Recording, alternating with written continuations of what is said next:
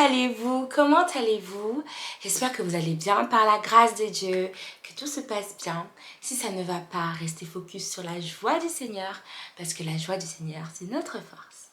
Alors aujourd'hui, je viens avec un sujet particulier. On va parler du feu de Dieu. Le feu est représenté de deux manières différentes, enfin de deux aspects différents. Il y a le côté positif et le côté négatif. Sur le plan négatif, le feu de Dieu représente sa sentence, sa colère, son feu ardent, son feu, il te fouloie quoi. Et il y a le côté positif qui représente un peu la purification, la sanctification, les épreuves. Mais les épreuves qui vous rendent plus fort. C'est dans l'adversité qu'on devient plus fort. C'est comme dans un jeu. Plus le niveau du jeu devient difficile et plus les obstacles deviennent difficiles. Donc ça représente un peu ça. Donc on va s'accentuer aujourd'hui sur le côté positif, l'épreuve et la purification. Dans la parole de Dieu, bien sûr, on va lire la Bible. Cela va de soi. On va lire ensemble Zacharie 13, verset 9. Zacharie 13, verset 9. Je mettrai ce tiers dans le feu. Je le purifierai comme on purifie l'argent. Je l'éprouverai comme on éprouve l'or. Il invoquera mon nom. Je l'exaucerai. Je dirai, c'est mon peuple. Et il dira, l'Éternel est mon Dieu. Oh là là!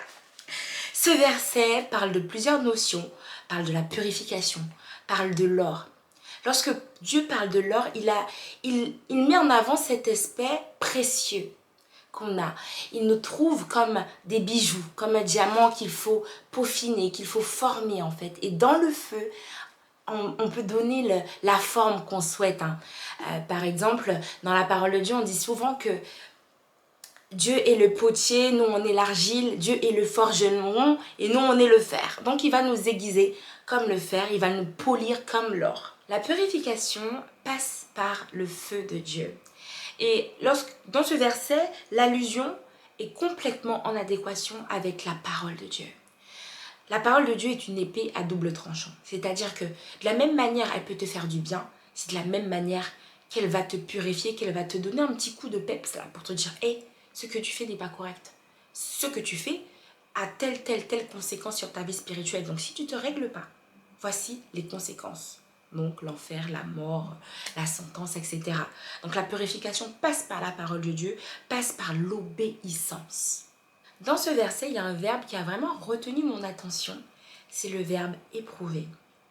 Le verbe éprouver a deux sonorités, comme le feu, comme je l'ai expliqué en introduction, le côté positif et négatif.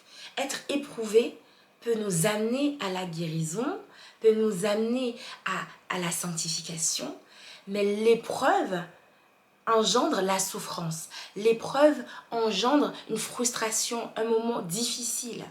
Mais c'est dans tes faiblesses que Dieu se réjouit. C'est dans tes faiblesses que Dieu va te rendre plus fort, va te donner les armes suffisantes pour pouvoir atteindre ta destinée, pour aller vers le plan de Dieu. Ce qu'il faut retenir, c'est vraiment que le feu purifie, sanctifie, mais à travers la douleur et la souffrance. Dans les psaumes, il y a un verset qui dit, je crois que c'est Psaume 51 qui dit « Et les os que tu as brisés se réjouiront ». Donc dans la souffrance, il y a de la joie. Dieu se réjouit dans notre souffrance parce que c'est dans ces moments-là qu'il va démontrer sa grandeur, qu'il va démontrer sa puissance, qu'il peut te délivrer, qu'il peut te donner une nouvelle identité, que tu es son enfant. Il va te transformer à travers le feu. Comme il polit l'or, il va te polir afin de te donner une nouvelle identité, une nouvelle nature en Christ. La purification, on peut la lier avec la séparation. La séparation entre le bien et le mal. Il y a un verset qui dit « Ne vous conformez pas au siècle présent, soyez la lumière du monde ». Donc il y a beaucoup d'allusions comme ça dans la parole de Dieu qui nous incitent à nous séparer, à être à part.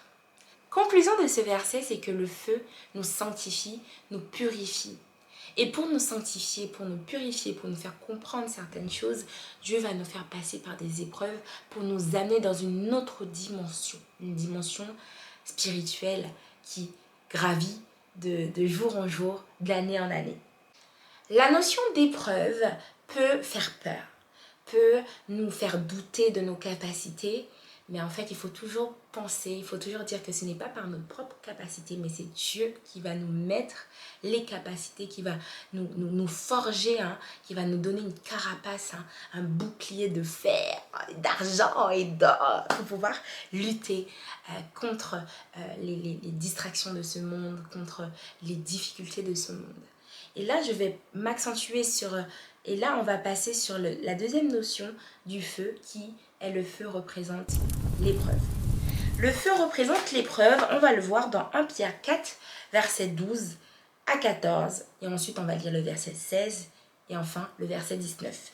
Ces 4 versets, on va l'étudier ensemble. Bien-aimés, ne soyez pas surpris d'une chose étrange qui vous arrive de la fournaise qui est au milieu de vous pour vous éprouver. Réjouissez-vous au contraire de la part que vous avez aux souffrances de Christ, afin que vous soyez aussi dans la joie et dans l'allégresse lorsque sa gloire apparaîtra. Si vous êtes outragés pour le nom de Jésus, vous êtes heureux parce que l'Esprit de gloire, l'Esprit de Dieu repose sur vous. Verset 16. Mais si quelqu'un souffre comme chrétien, qu'il n'ait point honte et qu'il plutôt glorifie Dieu à cause de son nom. Verset 19. Ainsi que ceux qui souffrent selon la volonté de Dieu remettent leur âme au fidèle Créateur en faisant ce qui est bien. Vraiment, ce verset résume tout. Résume tout, toute cette méditation parce qu'il y a plusieurs notions à retenir. Ce verset en dit beaucoup. On dit beaucoup sur le fait de traverser le feu, traverser les épreuves. Il faut comprendre que la marche avec Christ n'est pas une marche facile. On aura des combats, on aura des moments de doute, des moments de faiblesse. Mais il faut aussi comprendre que la marche avec Christ, c'est un chemin glissant, c'est un chemin étroit. Parce que plus grande est la porte de l'enfer, des distractions du monde, des péchés du monde, mais très étroite est la porte qui amène à la vie éternelle. Donc, Dieu nous éprouve dans notre cheminement avec lui pour tester en fait notre niveau de résistance, notre niveau de foi en fait, à quel point on lui fait confiance. Quand on parle de foi, moi je pense tout de suite à Abraham qui a fait un exemple, qui est un exemple de foi inébranlable. Il était prêt à sacrifier son fils sur la montagne qu'il a nommée Jiré au nom de son amour pour Christ. Donc on peut comprendre à travers l'exemple d'Abraham qu'il faut toujours garder sa foi, garder le focus sur Christ, même dans l'épreuve, même dans l'adversité, ne jamais remettre en doute la puissance de Dieu dans notre vie. Parce qu'on ne connaît pas les desseins de Dieu pour nous, on ne connaît pas le plan de Dieu pour nous.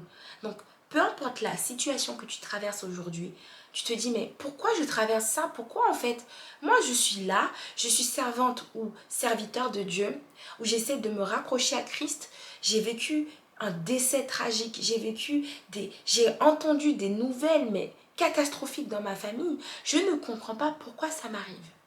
J'aimerais te dire que tu ne sais pas pourquoi Dieu te fait passer ces moments-là. Tu ne sais pas si à travers cette épreuve, tu auras une récompense, mais au centuple de ce que tu espérais. Donc, prends ton mal en patience, traverse le feu et sois purifié cette fois. Lorsque je méditais la parole de Dieu pour écrire le script de cette vidéo, le Saint-Esprit m'a guidée vers un personnage biblique qui résume totalement la thématique de cette vidéo, qui est le fait de traverser le feu. Je vais étudier avec vous le personnage biblique de Job. Job, vraiment, quand j'ai étudié Job, je me suis dit, mais waouh, mais c'est un exemple à suivre parce qu'il ne s'est pas laissé déstabiliser. Même si par moments il était dans le doute, mais Dieu s'est révélé à lui et on a vu la main de Dieu dans sa vie. Job, pour vous faire un résumé, Job est considéré comme un homme intègre, un homme droit, loyal. C'est un homme de Dieu. Il avait tout, il était dans l'abondance. Et du jour au lendemain, il a tout perdu. En fait, il y a eu une discussion dans la quatrième dimension entre différents anges, dont Satan et Dieu, qui disaient que oui, moi j'ai un serviteur vraiment exemplaire, il s'appelle Job, voilà, il me représente, il me donne de la joie, sa vie m'est agréable. Et Satan, qu'est-ce qu'il dit? Mais il dit ouais, il est agréable à toi parce qu'il a tout en fait. Tu ne l'as pas éprouvé, tu lui as donné aucune épreuve, donc c'est pour ça. Quand on est dans la joie, oui, on dit Alléluia, hein, mais dans la peine, est-ce qu'il va te servir? Est-ce qu'il ne mettra pas en cause ta justice? Et c'est là que ça devient intéressant, parce que le diable va frapper Job dans sa famille, il va perdre ses enfants, il va perdre sa richesse, ses moutons, ses chameaux, ses cabris, en fait, il va tout perdre.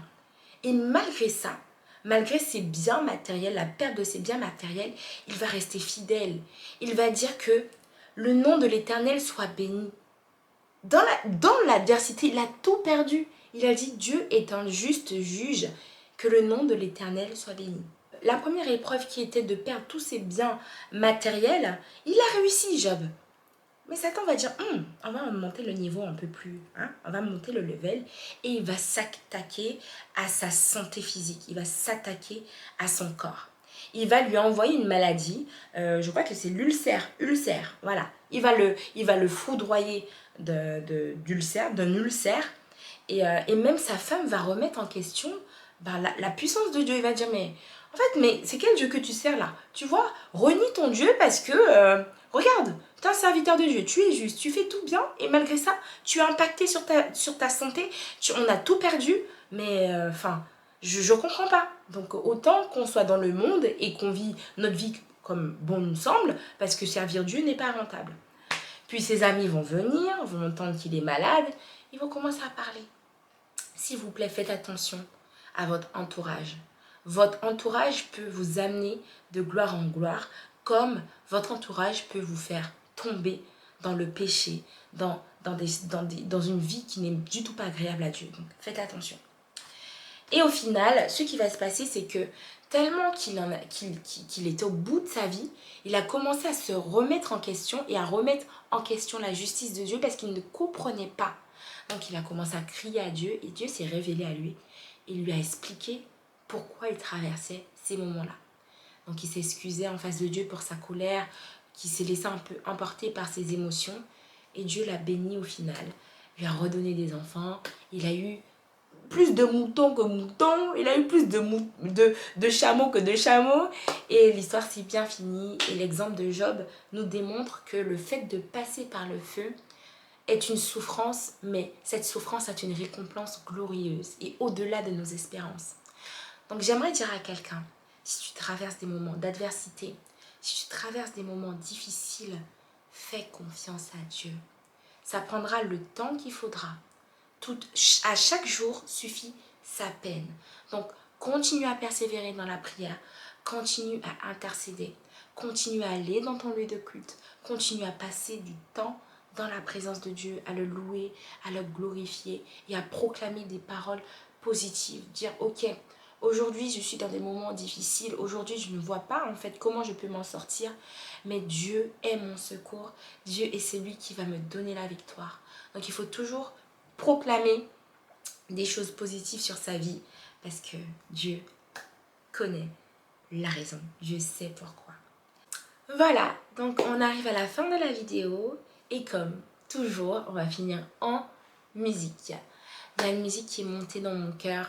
Toujours ça. Quand je médite, j'ai toujours une musique qui est en adéquation avec la thématique que j'étudie, qui est « Il est avec moi dans le feu ».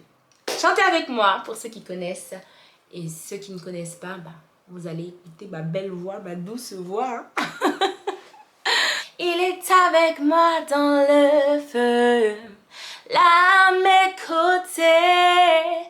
Il est présent dans la tempête, apaisant les mers. Et s'il m'arrive un jour d'oublier la puissance de sa grâce, il y a le tombeau qui est bien vide et cette puissance vit en moi. Il est avec moi dans le feu. Oh, oh, oh, il est avec moi dans le feu. Oh, oh. On arrive à la fin de la vidéo. J'ai passé un moment très agréable dans la présence du Saint-Esprit. J'espère que ça a pu vous édifier. Donc on se retrouve prochainement pour une nouvelle vidéo. Soyez bénis et toujours restez focus sur Christ, car la joie du Seigneur est notre force. Bisous, à la prochaine. Ciao, ciao.